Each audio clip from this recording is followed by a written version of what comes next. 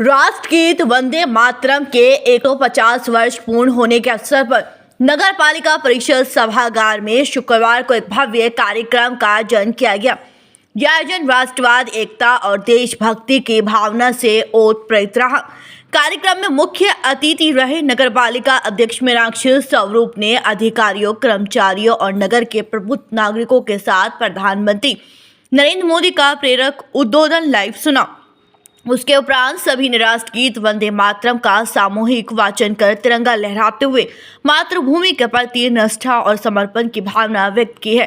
कार्यक्रम के प्रारंभ में टाउन हॉल स्थित पालिका सभागार में उपस्थित सभी अधिकारियों और जनप्रतिनिधियों ने राष्ट्रगीत की रचना के ऐतिहासिक महत्व पर प्रकाश डाला गया, जिसमें बताया गया कि वंदे मातरम की रचना 1875 में बंकिम चंद्र चट्टोपाध्याय ने की थी, जो बाद में भारत के स्वतंत्रता संग्राम की आत्मा बन गई। इस अवसर पर देशभक्ति गीतों, कविता और भाषणों के माध्यम से स्वतंत्रता संग्राम के अमर सेनानियों को भी याद किया गया। सभा को संबोधित करते हुए नगर पालिका अध्यक्ष मीनाक्षी स्वरूप ने कहा कि वंदे मातरम केवल भारत का राष्ट्रगीत ही नहीं, स्वतंत्रता आंदोलन का प्राण भी है।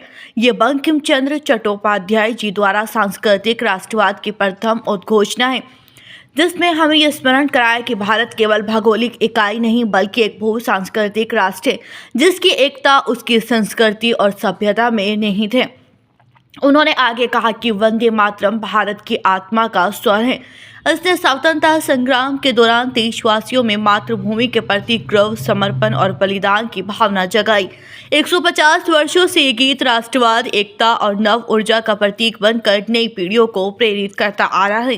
मीनाक्षी स्वरूप ने उपस्थित जनसमूह से आह्वान किया है कि वे इस प्रेरणादायक गीत को अपने जीवन में आत्मसात करें और इसके पूर्ण संस्करण का सामूहिक गान कर इसकी गूंज आने वाली पीढ़ियों तक पहुंचाएं।